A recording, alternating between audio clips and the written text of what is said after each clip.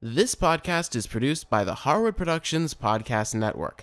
To learn more about the network and to find more of our shows, visit us online at www.harwoodpodcast.com.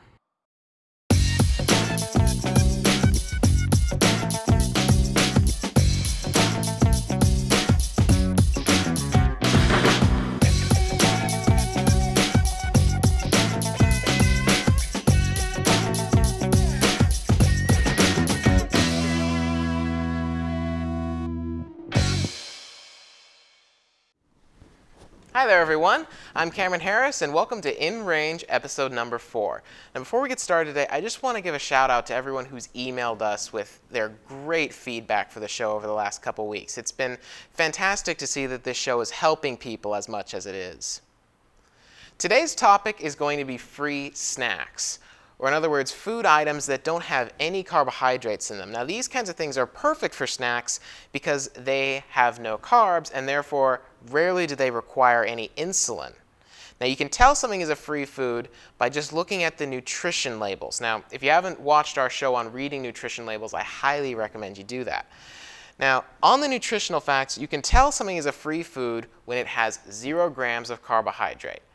Now, there are some foods that do have some carbohydrate, but you can still consider them to be free foods. So for example, if something has less than 5 grams of carbs per serving, I tend to pass that off as a free food.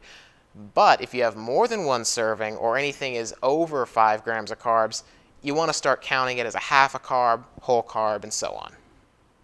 So now let's take a look at a few examples of some free snacks.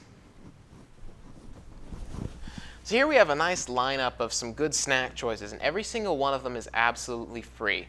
So let's start over at this end. Of course, we have just bottled water. That's absolutely free. They also have sparkling water, and this also comes in flavors like lemon and lime, as well as just the plain version here. This stuff is also really good. A little bit tricky to find, but if you can find it, it's called Hint Water, and it's actually flavored water, but it's completely natural. So like this is a pomegranate tangerine. There are a lot of other nice fruit combos that they have. This is one of my personal favorites. Just regular Jell-O in a nice little cup, but sugar-free. Absolutely no carbs. So, and what's always fun to do with this stuff is just open it up and use some whipped cream. Always makes everything better. And it's still absolutely free. Check the whipped cream. Not all whipped creams are free, but this is just Ready Whip. It is absolutely free. I'm going to save this for later. Eggs are absolutely free, and you can make them a whole bunch of ways. You can do hard-boiled. You can do, if you're doing like a breakfast, you can do scrambled. They're perfectly great. Egg salad is another one of my personal favorites. Peanuts, these are dry roasted, but pretty much any nut is going to be free. These are one of these examples where they do have some carbs in them. For example, this 39 pieces is 5 grams, but that's within the boundaries, so that's absolutely free. Popcorn, again, similar thing. They have a little bit of carb, but not very much. Whether you go with microwave or regular, doesn't really matter. These are great. Any meat, ham, turkey. I have some salami here. I love to just grab a couple pieces of salami as well as maybe a string cheese. Absolutely free. Great protein hit. It's great if you're feeling really hungry in the afternoon. You don't want to just go with carbs. This is going to fill you up even better.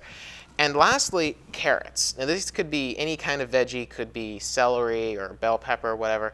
Great with a little bit of ranch to dip in them. Delicious, again, in the afternoon. Anytime you're feeling hungry, any one of these is perfect. And of course, you always have your good old standby, a diet soda. Now, I don't know if that's technically a snack. If you're going hungry, it'd be best to go with something like a salami or a cheese, but it's absolutely fantastic. So I'll have a list of all of these free food examples on our website, and that's at www.harwoodpodcast.com. There you can click on In Range and then go to our show notes where we have extra content that goes along with each one of these episodes. Also, be sure to check out our forums by clicking on the forums button. A forum is sort of like an online conversation via text. You can post questions, comments about the shows, interact with each other, and I'll be in there, of course, answering all of your questions and comments. And speaking of questions and comments, if you have any, you can also email them to us directly at harwoodpodcast@comcast.net. I'll catch you guys later. Good luck staying in range.